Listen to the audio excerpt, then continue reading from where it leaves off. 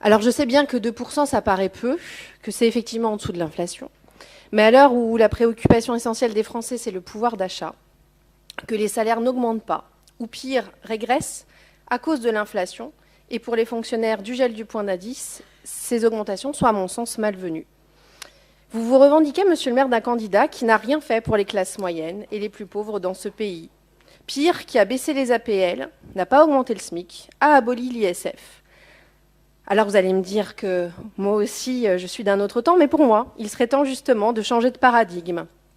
Oui, il nous faut des services publics de qualité, mais ce n'est pas aux plus pauvres et aux classes moyennes d'en payer le prix.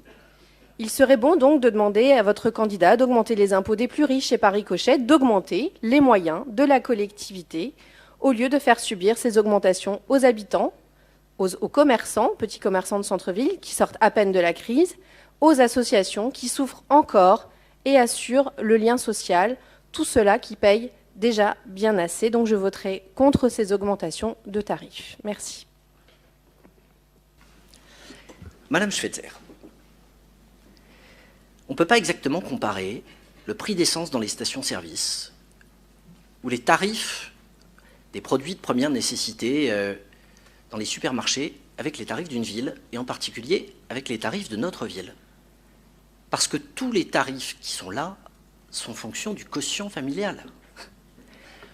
On a aujourd'hui une situation où les plus aisés payent 10 fois plus que les moins aisés pour la même chose.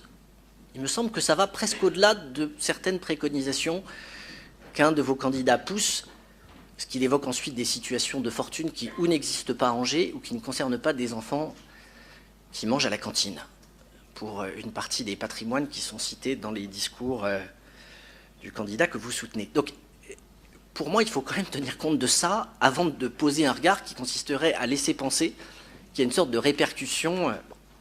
C'est là où on a peut-être un désaccord. Nous, on part du principe qu'il est hors de question d'augmenter les impôts.